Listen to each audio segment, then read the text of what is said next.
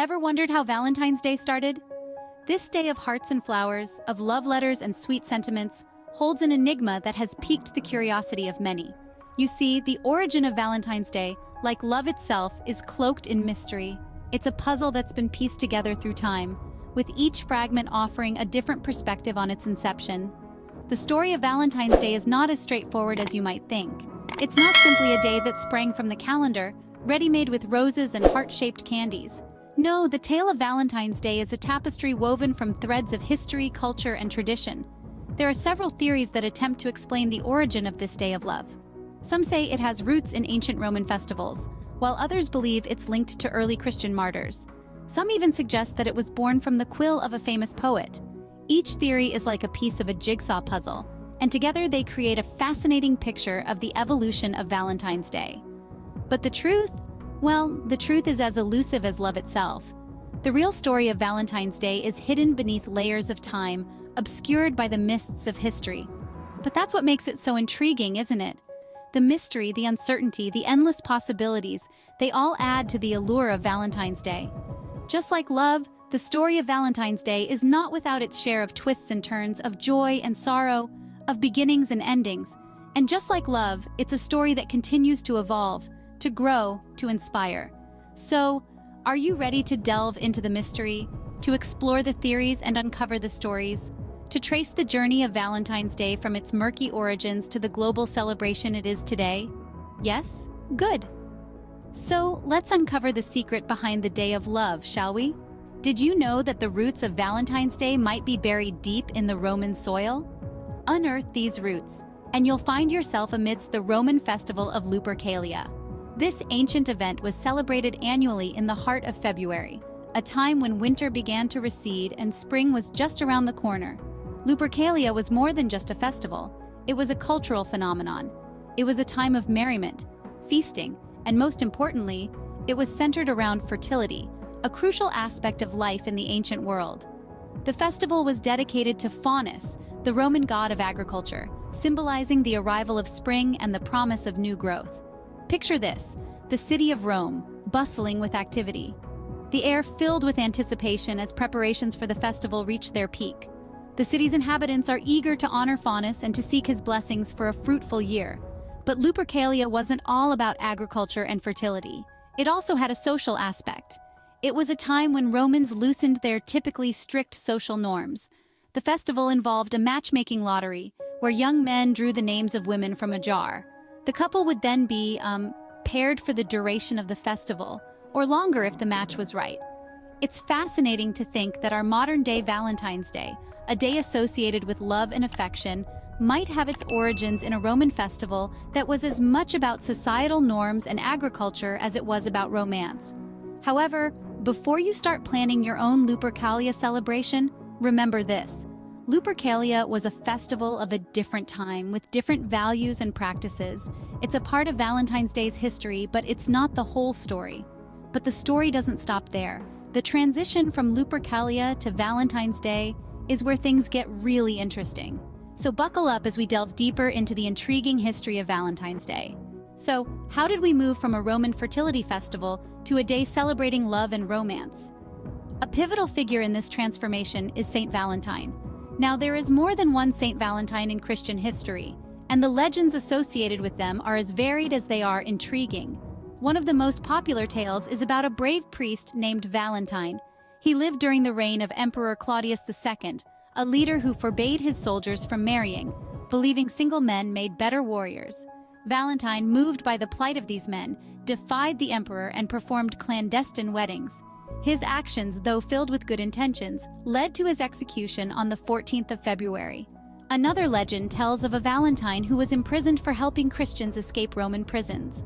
During his confinement, it is said that he healed the jailer's daughter, and before his execution sent her a letter signed, "Your Valentine." While these are just legends, they paint a picture of Valentine as a sympathetic, heroic, and most importantly, a romantic figure. It's easy to see why he would become the patron saint of a day dedicated to love. But the Christian influence on Valentine's Day goes beyond Saint Valentine. Some historians believe the Christian Church may have decided to place Saint Valentine's feast day in the middle of February in an effort to Christianize the pagan celebration of Lupercalia. Lupercalia, a fertility festival dedicated to Faunus, the Roman god of agriculture, was observed on February 15th. It was a wild and raucous festival, quite different from the more serene and romantic Valentine's Day we know today. The Christian Church often incorporated local customs and festivals into its calendar to make Christianity more acceptable to pagan Romans. Thus, it's possible that Lupercalia was replaced with Saint Valentine's feast day. Despite the mystery, one thing is clear: Saint Valentine had a significant role in shaping the day as we know it. As we delve deeper into the history of Valentine's Day, we'll see how this day of love and romance continues to evolve. But when did Valentine's Day start to resemble the celebration we know today? Well, let's dive into the annals of history and find out. As we journey through the Middle Ages, we stumble upon a poet who played a significant role in shaping Valentine's Day as we know it. This is none other than Geoffrey Chaucer, often considered the father of English literature. Chaucer, in his work Parliament of Fowls, penned verses linking St. Valentine's Day with romantic love, an association that hadn't been made before. His words painted a picture of birds choosing their mates on this day, a sweet sentiment that left an imprint on the minds of his contemporaries and future generations. Fast forward to the 15th century, and we find the first Valentine's Day greetings taking shape.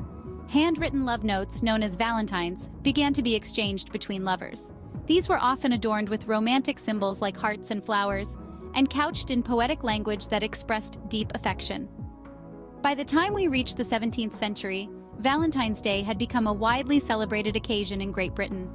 Love-struck individuals continued the tradition of exchanging handwritten notes, but also started giving small gifts, a practice that has only grown in scale with time. As we moved into the Victorian era, the advent of improved printing technology led to the mass production of Valentine's Day cards. This made them accessible to a larger audience, and their popularity skyrocketed. Crossing the Atlantic, Valentine's Day found its way to the United States in the late 18th century. Here it was embraced with open arms, and it wasn't long before American entrepreneurs, seeing an opportunity, began to produce and sell their own Valentine's Day cards. So, centuries of evolution, influenced by poets, technology, and entrepreneurial spirit, have shaped Valentine's Day into the celebration of love that we recognize today. So, a day that started as a Roman festival has now turned into a global celebration of love. So, how is Valentine's Day celebrated around the world today? Let's embark on a global tour of love, from east to west, north to south, to uncover the diverse ways in which Valentine's Day is commemorated. Starting in Japan, this day is all about the ladies treating the men. Women gift chocolates to their partners, colleagues, and even bosses. But don't worry, ladies, you get your turn on White Day, a month later, when the men return the favor. Let's hop over to South Korea, where love is not just confined to one day. They celebrate the 14th of every month as a love-related day.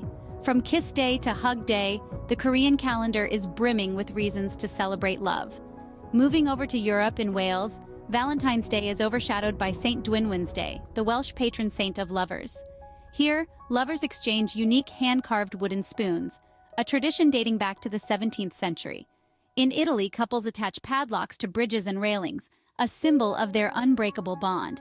They then toss the key into the river, a romantic gesture signifying their eternal love.